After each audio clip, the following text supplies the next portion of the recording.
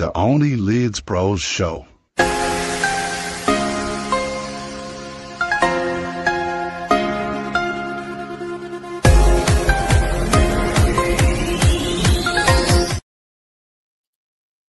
Well, hello everybody and welcome along to Only Leeds Bros. Hope everybody is keeping and doing well. We're back for the match reaction and we're joined by our adopted third brother, Joe Blackburn, who's feeling a little bit under the weather, but he was still good enough to join us and have a chat.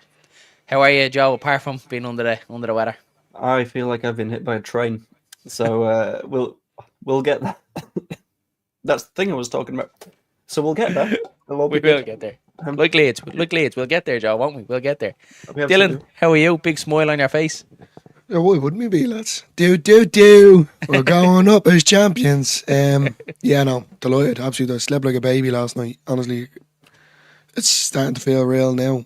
We're not there just yet, but you can see it upon the horizon. So we'll keep going now come Monday. Of course, me and you and Lynette and Amy are going, so absolutely buzzing. So I'm buzzing. Yeah, can't wait for it as well.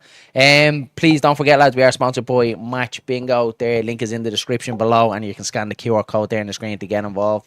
Over 200,000 given away in prizes, so make sure you get involved in that. Football and bingo all in the one app, so what more could you want? So make sure you get involved in that. And again, thanks very much for Match Bingo for supporting the channel. Let's say hello to a couple of the people before we get into it. Danny is here. He says smash a like and subscribe. Please do that, lads. Really appreciate it. Would help us out. Paul Brennan is here. Says hello, folks. All Leeds, aren't we? We certainly are, buddy. We're very nearly there. Leeds on top, says MOT. And Amy, the wife, is in the building. She says, evening, wife. And Joe Blackburn is here. Get us out of this stupid league. We're nearly there. We're nearly there. In Formula One. What? Formula One? Bad? Not bad, but he's, as a driver, Lando Norris is fairly consistently doing a Leeds, which is not going incredibly well for him. Like, he'll get himself into really good positions, and then suddenly there's a wall there, and he seems to have not seen it and he's driven into it. But, well. Not good. Paul Brand says, hello, gentlemen. All Leeds, aren't we? We certainly are, buddy. Roll on Monday. Ellen Road will be bouncing a wheel. We will get into that. Ken Jarvis says, evening, lads. We are nearly there. We're very close. He will start in 10th. Let's get into it. Anyway, Joe, will come straight across to you. 1-0 win against Oxford. What was your thoughts? My thoughts were that is the sort of win that we've been doing all season long. So whilst a lot of people were on Twitter sort of being like, oh, it's danger here, we're just inviting them onto us. It's like, we've seen this happen about 15 times this season, where we just have a lead and we're really good at defending leads. So, hey, defending leads. There's a podcast in that. But we're really consistent at doing that kind of thing right now. So whilst people are a little bit worried, it was one of those where it was like, I'm sort of just calm. I know that it's going to be okay, so I wouldn't like get myself het up into that little spooky state, you know? Yeah, me too. Did I come across you? What did you think? Obviously, we were out last night and my wife's 30th, so we were in the pub and we were watching on the telly, small little telly, like in the corner, loud room. Me and Dylan were just in the corner, just minding each other, shaking the fingers crossed, just blow the whistle. I didn't even go to the toilet at all, lads. Yeah, I sat there. Even at half time, I was like, I can't get up. I was that shaking and nervous about it. But yeah, Darren, it was something that you actually kind of said to me at half time. Believe it or not, don't care about the performance. Performance wasn't great. I think it was good, but it wasn't great. But I suppose I don't really care now at this stage. Points is all that matters, so I'm not going to be too crucial on the lads. I think they grinded out a win. I thought they're doing very well.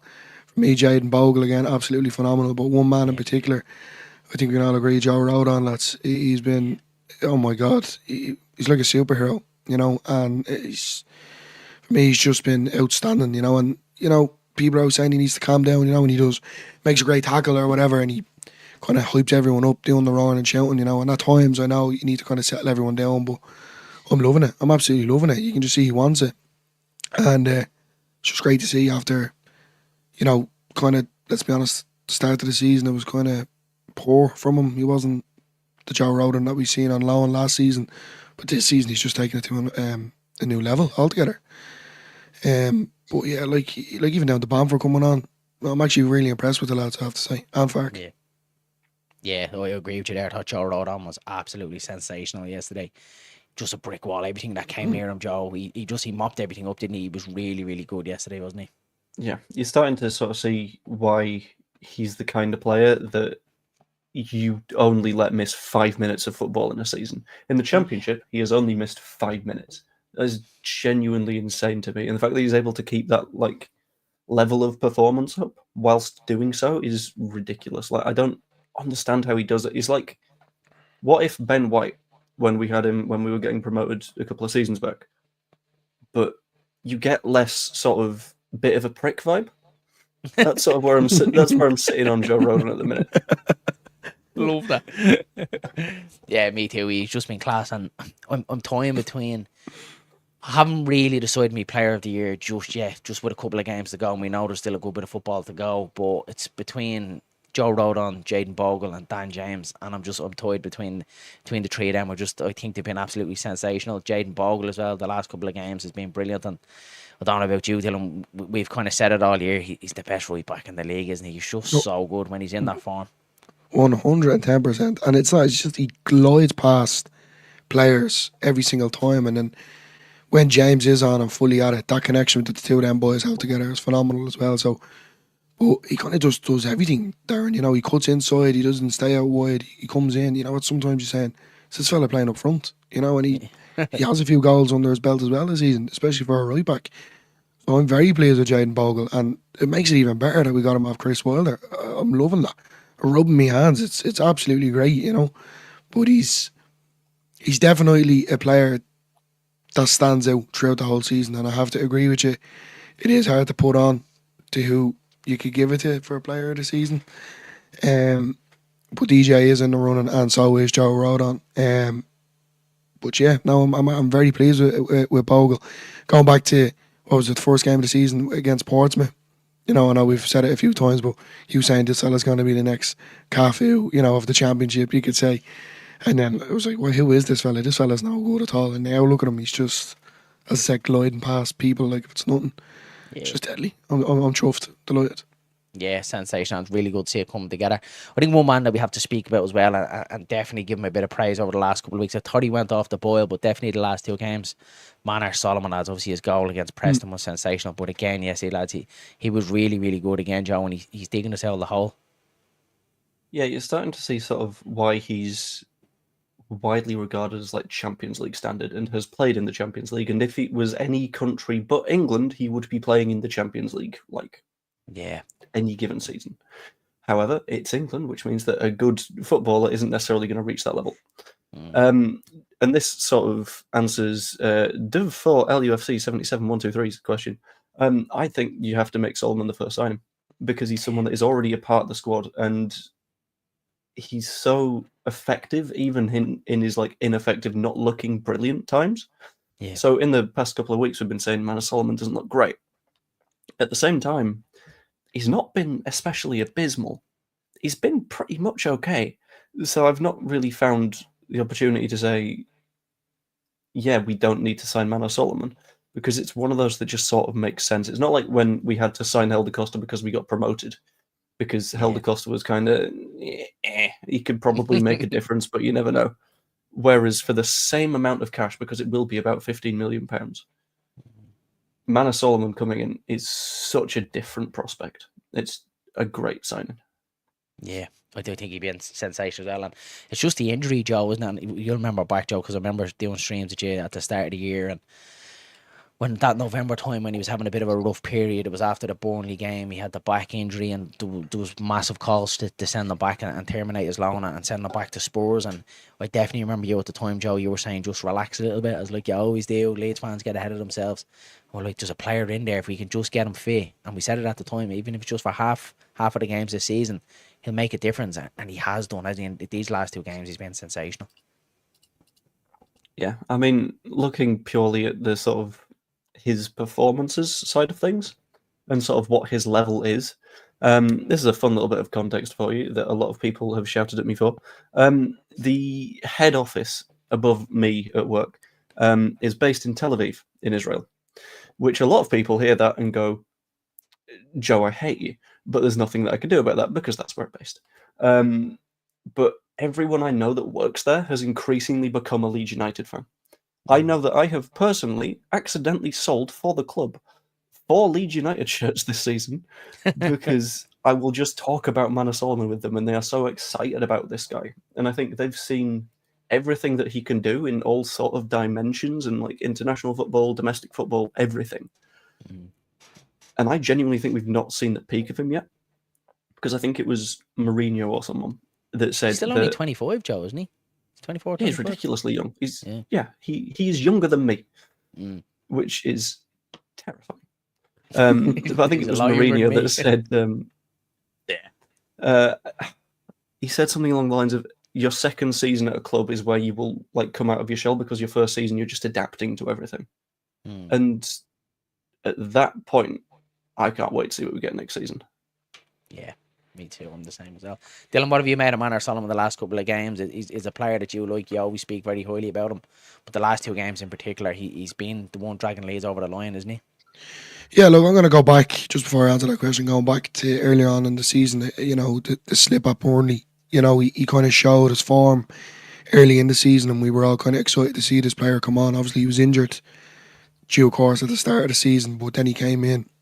He started kind of making a name for himself, and then obviously the slip at Burnley and his back injury, you know, and people were slating him, get rid, etc. You know, I've seen it on Twitter, X, whatever it is.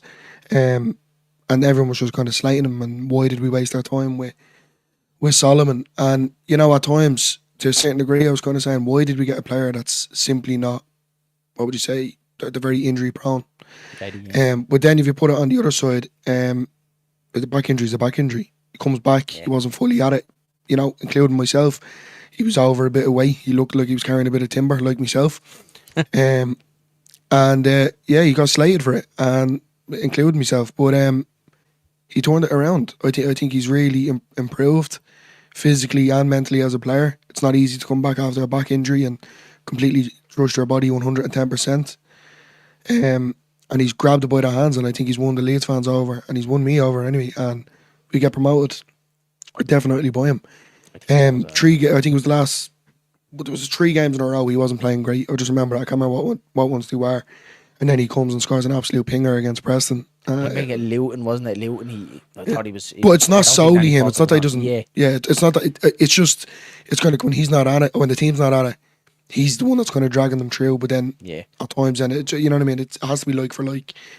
But then, as I said, that goal against Preston, wow, and then you know the assist as well. Yeah. So, and then last night as well, he was there. He made it. So, yeah, overly pleased. I have to give him praise. I know I'm on the mental health side of it, but I think 10 out of 10 to come back from a back injury, all the criticism that he's been getting and the way that he's playing. So yeah, I'm delighted. I think he's phenomenal. Yeah, me too. I agree with you 100%. We just have Tom here who has a comment that I want to put to the 2 of you guys. If we go back a little bit. Where is it? There it is. So who would you say would be our best signing of the season? Joe B. I think this is a tough one because it could change each game, couldn't it? Right now at the minute. Who would it be? And let us know in the chat as well. Who would your signing of the season be as well? I'll go first if you want, Joe. I don't mind. Wins on the top of me, don't. Give me, you go first, because I've got a rationale behind it, but I'm going to have to sort of put it in an order in my head first.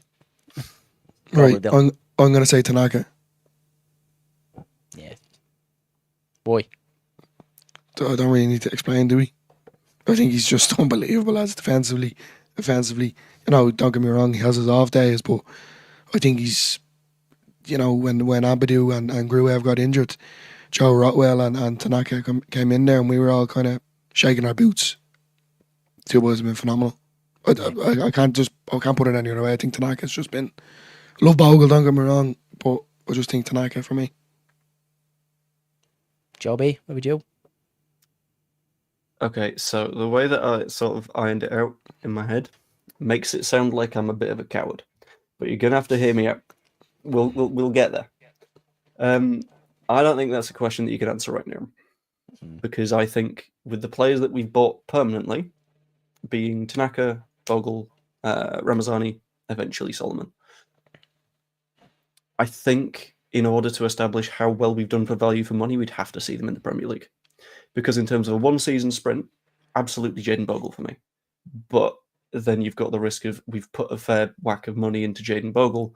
If he gets massively exposed consistently next season and we're sort of relying on him a little bit, Yeah. is it still fair to call him the signing of the season? Because like the signing that you made here has caused problems here, which I accept that's a coward's answer, but for this season, Bogle, for the long run, probably Tanaka.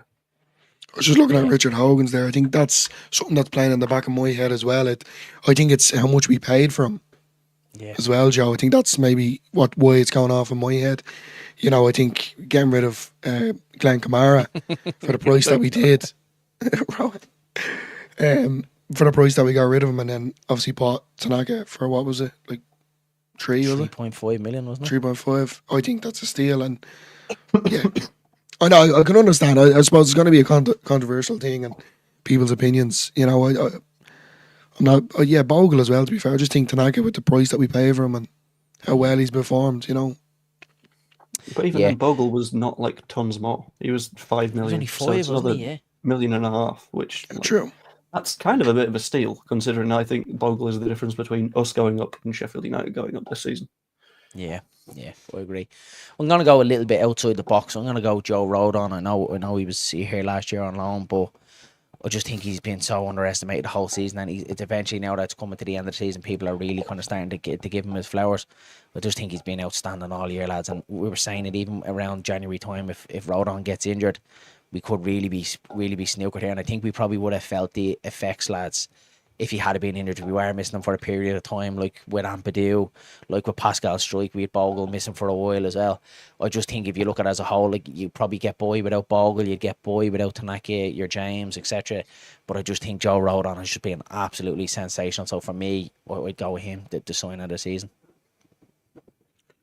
Yeah, fair enough. This was saying it's going to be one of them things, isn't it? Yeah, 100%. We got the gloves on, maybe. Sorry for covering your face, Joe. Ken says here, Manor's goal last night was similar to the miss against Luton. It was, but he said that to Dylan last night as well.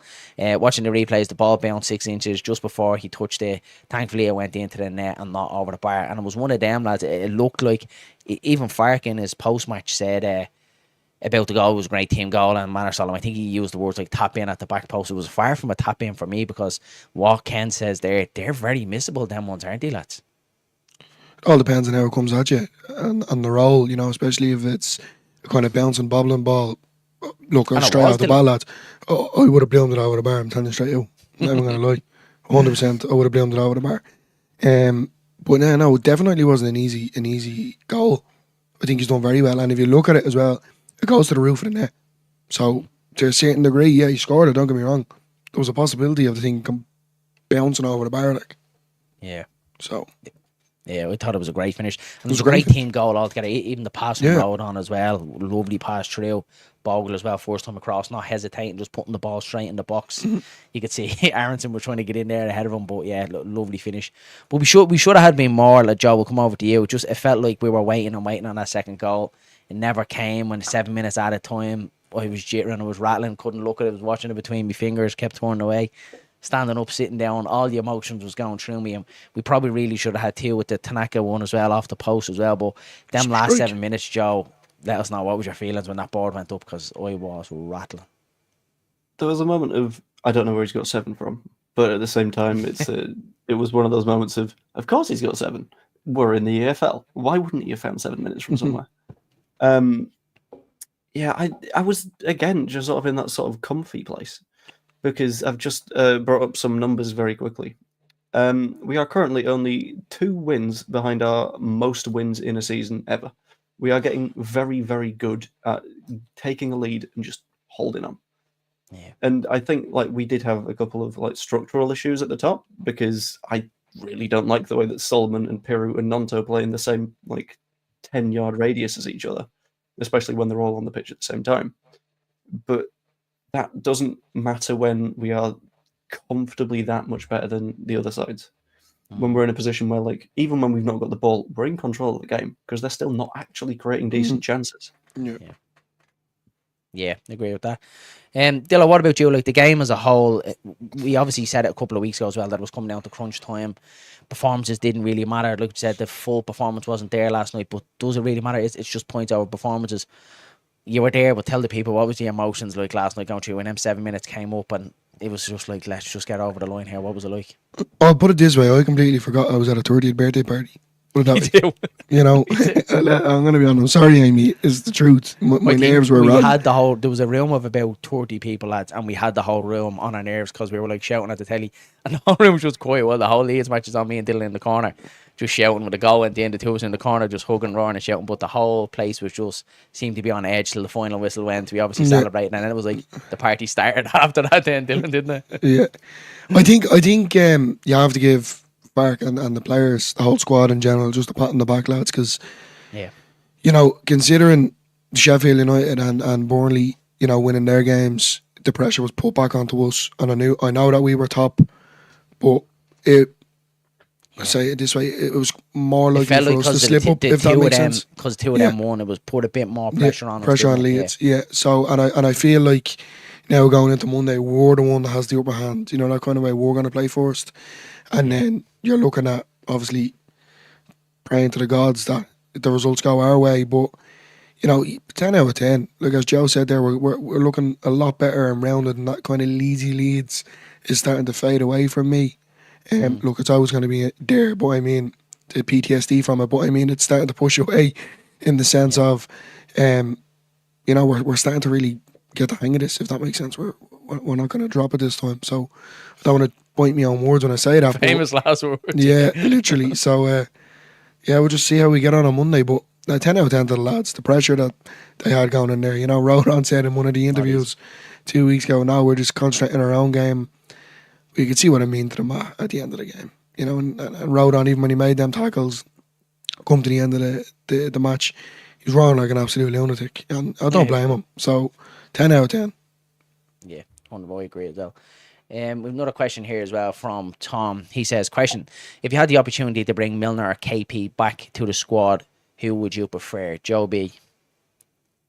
I mean, Milner's bones are currently made of dust and he's loosely held together with PVA glue.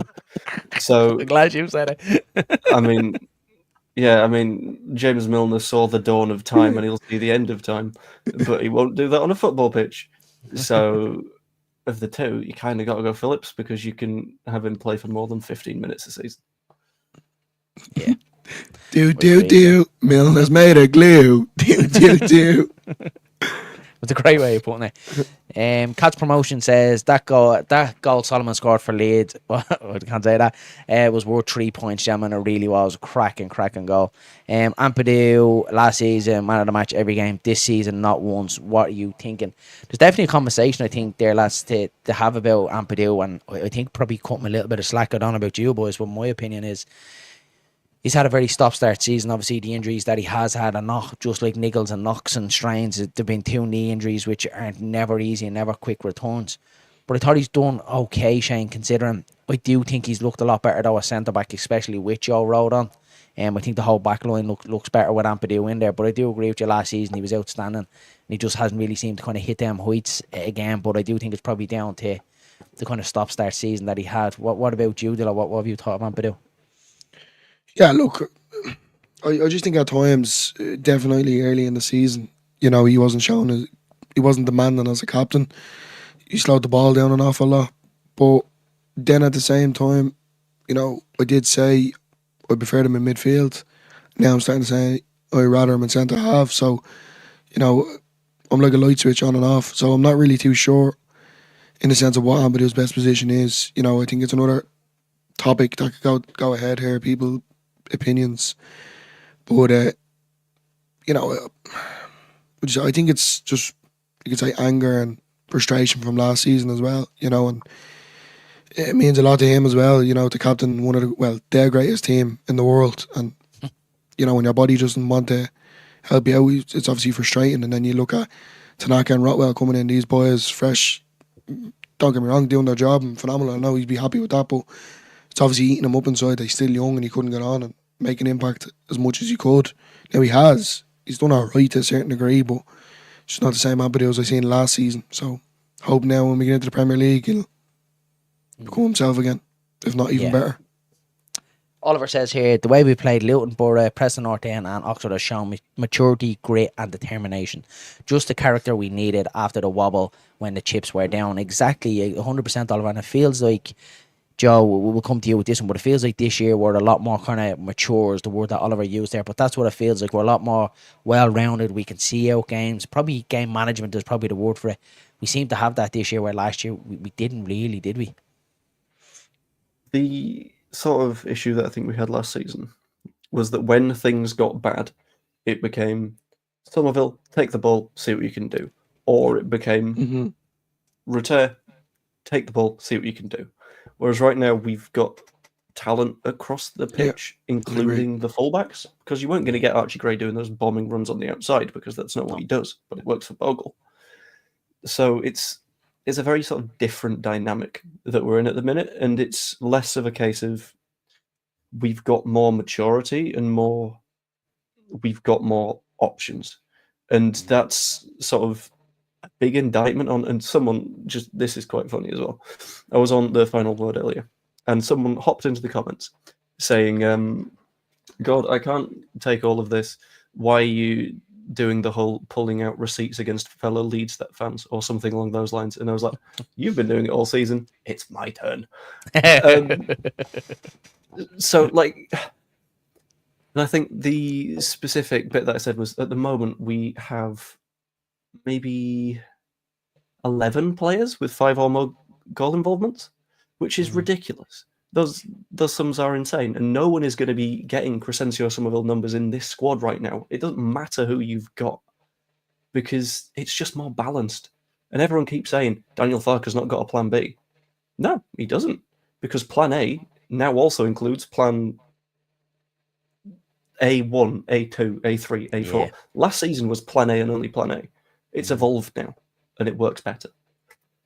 That's kind of something I was saying there throughout the season as well. I'm not taking what you said, Joe, but you know, it was solely relying on 3 individuals last season, where I have to agree, it's kind of utilising the bench a bit more. To be fair, more exciting players, if that makes sense, and more talent as well. You know, look, I think Rotwell for me, lads, you know, I think he's a steal as well. I think he's been unbelievable, you know, especially in that middle of the park. Don't get me wrong, Rutter was a great player, but obviously he was the 10, but I mean, it's not bad, like, for the replacements that we got, if that makes sense. Yeah. Have this one here, Joe. We obviously haven't spoken a while about the goalkeeper situation since it's been changed. Where you with the Melee one? Obviously, you were probably the one that backed them the most out of any Leeds fan that I know. You really did back Melee, and you're behind them now. Being a goalkeeper yourself, what have you made of Carl Darlow since he's came in? A lot of people obviously saying about his crossing. We look a lot better at the back. What have you made of his performances? I'd like to note that I backed him to the same point of time as basically everyone else up until Hull City, at which point I was like, no, cool, done, bye-bye. Yeah. But I was just on the position of Farke's made his decision. If we dogpile even harder, it's not exactly going to make him play better, is it? So sod it, let him do his thing. But in terms of having Darlow in there instead, I prefer him when it comes to collecting crosses and stuff. He's about the same when it comes to shot stopping. I don't like it when he has to kick a ball, and I know that's what football's all about, but almost losing the ball like 4 yards out from your own net is like, when you're goalkeeping, like now, it's not just the huff it long, you'll be fine. Yeah. A significant proportion of it is be aware of who's pressing you, find the right passing lane, put it in there. And that lack of awareness spooked me a little bit in that last match. So I'd love to be more confident about him, but he makes it very, very hard. Yeah. What do you Darren, think? you did say that to me yesterday. It's kicking.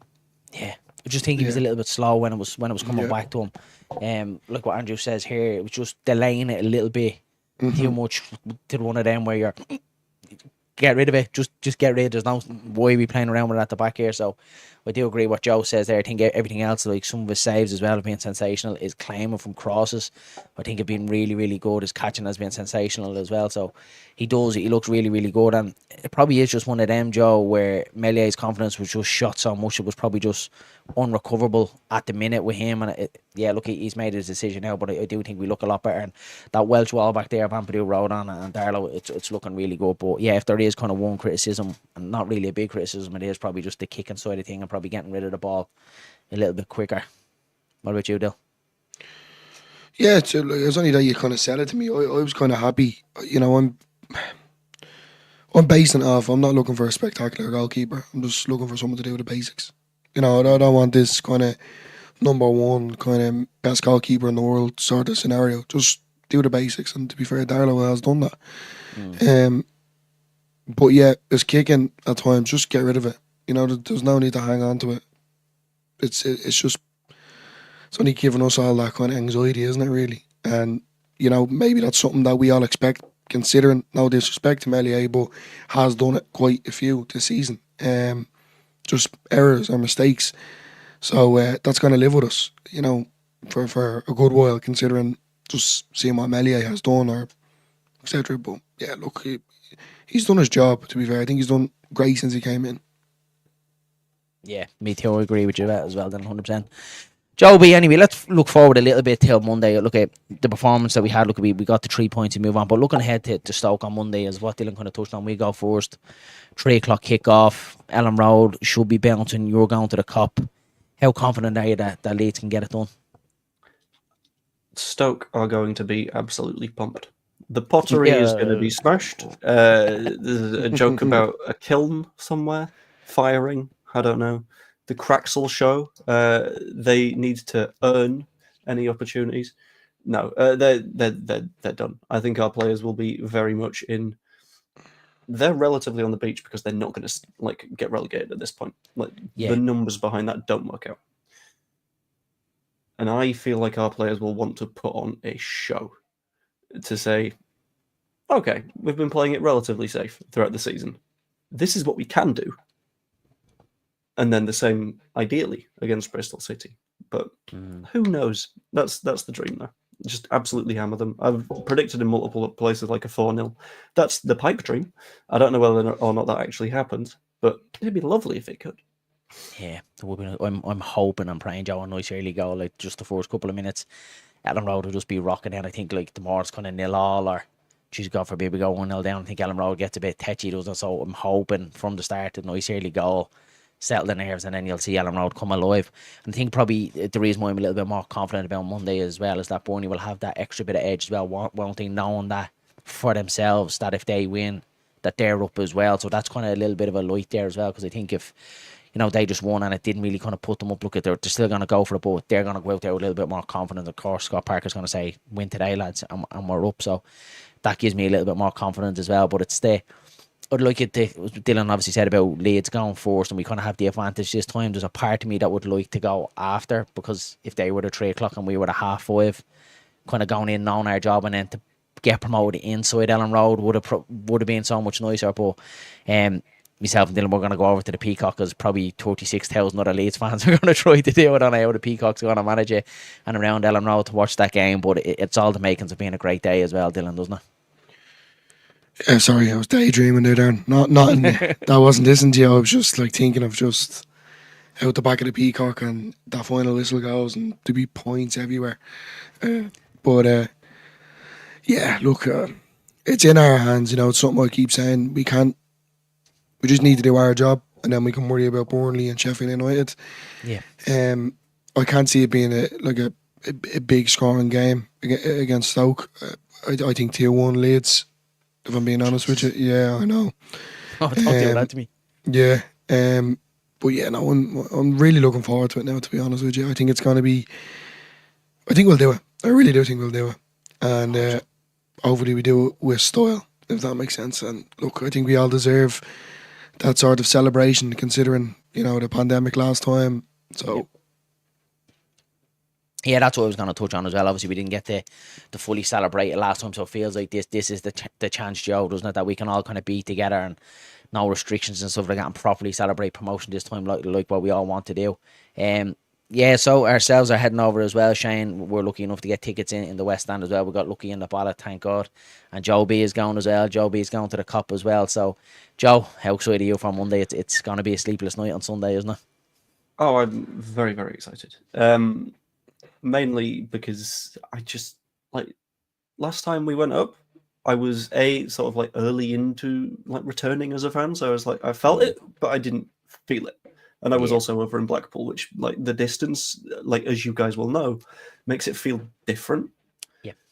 But actually being able to be there is going to be wonderful. Going to be very, very happy with that. And for an idea of what Elland Road is going to be looking like, I'm currently in 3 group chats, 2 of which are planning various bits of drinking in various locations. One of them features a podcaster offering out his car park in order to make sure that people have somewhere to stop and then walk down. So it's great. It's class. This is where we all come together, Joe, isn't it? Can't wait. Shane says airport points. Absolutely, Shane. Let us know what time your flight is at. Ours is buying? 7:10, I think, Dylan, is it? You're 7:10 buying China, are you? Monday morning. So yeah, really, really looking forward to it. And then we're staying the night, and then we're back then Tuesday night as well. So let's see. Joe B is buying Dillo and Darren around. You don't drink, Joe B, don't you know? I don't drink. Just cough syrup. Look. This is the strongest stuff I've had in years. Okay, you got to go for it. I love it. Shane Cavanagh says, I have a present for you. I don't know what way to take that, Shane. I think that's Yeah, Dylan, old boy. money best with you say no. I don't know. Yeah, what way to take that present situation? You're gonna scare me now. Yeah, neither do I. But yeah, look, I think it's this is what we've all waited for, lads. When we've said it, Joe, as well. I remember talking about this with you a good bit through the season. I remember it was around the Millwall when we got knocked out of the League Cup. We said about the journey at the time, to try and enjoy the journey. Don't be so much focused on the destination. And I've tried to do that this time, to not kind of think about get to the Premier League, because look, it's another day's conversation. What happens when we do go up, recruitment, and kind of what it's going to be like being up there. But you look back through the season, right to the very start, that Middlesbrough game when we got knocked out in the League Cup, where we lost 3-0 to Middlesbrough. Georgie went, like, that feels like a totally different season. It feels like a lifetime ago. So there's been so many peaks and troughs and ups and downs all through the season, and it's mad that it just boils down to this match essentially on Monday, isn't it? It's why we love football. Yeah, it's the very reason that all season long I've been saying we've got look, it's good stuff. What can I say? It's the reason that like all season long I've been saying you've got to enjoy the route up, because the moment we're in the Premier League, we're going to expect we're losing this one, we're losing this one, we're losing this one. We might get 3 points against, I don't know, Bristol City if they come up, and we might get a point against Everton or something. This is the bit that we're meant to enjoy. And so many people have spent this little chunk here, just sort of like hunkering down on a mentality that they've decided they had before the season even kicked off. And it's like, come on, we're getting promoted, and your response is, yeah, but we're not going to do well in the Premier League. Doesn't matter. We're not there yet. So let's enjoy it whilst we're still en route. And then that's a problem for next time, and we'll work it out as we go. It's fine. Yeah, 100%. Dilo, what about you? It is about enjoying. And again, lads, let us know in the comments below as well this season. Obviously, there has been the ups and downs, and it's only kind of when you think back and kind of reviewing the season a little bit today in my head. I want to kind of give it a full review, and we're going to do a video on it as well with Dylan. But the whole season, Dylan, the amount of ups and downs that we've had, you know, the emotions of it all boils down to Monday. How are you feeling? Like, what's your emotions like ahead of this game on Monday and seeing Leeds back to the Premier League, and of course the mass celebrations with thousands of other Leeds fans potentially? You know, I'm very lucky to be part of this. You know, only Leeds Bros, first of all, meeting lovely people like Joe B, etc. And it's made me love Leeds that little bit more. And then, look, you know, people that know me that support Leeds, I've never seen Leeds, obviously with Bielsa I have in the Premier League, but before that, I only ever knew Leeds as, you know, League One, League Two, Championship team. You know, watching retro games of Leeds in the Premier League, even to this day, still feels weird to me, because one, I was Too young, I wouldn't really remember, and two, it just So, but my emotions are, I'm very excited, but I'm also very nervous and emotional. Very emotional, I have to say. But I'm buzzing. I'm so excited for this. One, like, if Leeds get promoted on Monday and I'm a part of that, that's wow. That's a history maker right there. And then, just being there and seeing Leeds win is where it's at. I don't know how to describe it, Darren, to be honest with you. It's just nothing but excitement at the minute, and then can't wait for Shane to buy me a pint to set on my nerves as well. So I'm just, you know what I mean? Yeah, I can't wait. And like that tomorrow night, I'll be curled up in bed like a little kid on Christmas Eve. Just cannot wait to get up on a Monday. Just can't come quick enough. So it's all the makings of a great day. And we said it to Joe B off air as well. We're laying a wreath at Billy Bremner for Dad as well. So that'll be emotional. And then if Leeds get promoted, we even said it to the missus. I was like, it'll probably be our wedding day. It'll just be absolutely sensational if that does happen. So please God. But look at lads, that's it from Only Leeds Bros. Thanks very much for everyone that's popped in the chat. Please don't forget to slap a like on the video. Hit subscribe to the channel if you haven't already done so, and please go check out Joe B as well. I'm sure you have, but make sure you go across there and hit that subscribe button and show him a bit of love as well. Myself and Dylan will be making our player ratings video now as well, so that'll be out tomorrow morning. So if you haven't done so already, find the link in the description below or across our socials. Get your player ratings in, and we'll have that out first thing in the morning. And then we'll be back tomorrow now for our match build up then ahead of Stoke as well. So it's all go here at the minute, but we wouldn't have it any other way. Joe, what's happening across on your channel? Oh, that's a question, isn't it? So probably have something preview flavoured tomorrow. Then Monday, I've not got the foggiest. I guess we'll have to find out. I'll work something out. Tuesday, I am hoping, will be a 4-hour long vlog or something nuts like that, because things have gone incredibly well the day before, and then we'll find out from there. But going into the summer, it is going to be many bits of transfer news, because we're going to be getting a hell of a lot done, and I've already heard a couple of little snippets that I'm saving up. So sounds good. Nice. Yeah, myself and Dylan are gonna try and do it obviously over the summer. We're never really one, and we obviously said at the start to get involved in kind of transfers. But we're gonna try and start doing them now over the summer, because what else can you do? So yeah, stick with us through that as well. So we'll be doing a bit of digging into that as well about transfers and stuff like that. So that will be coming up on Only Leeds Bros over the summer. We also do have a Leeds Legends game over in Bray, where I think the likes of Begford, McCormick, Kilgallen, Ian Hart are all playing the Legends game over here, charity match in Dublin. So we will document that as well. So yeah, loads coming up over the summer as well on Only Leeds Bros, and hopefully going to be a Premier League summer ready and waiting to go. Dylan, you want to say before we wrap up? Yeah, going up as champions. I love you all. That's it from Only Leeds Bros again. Please don't forget to slap a like on the video before you leave. We'll chat you all again soon. Mind yourselves and mind each other.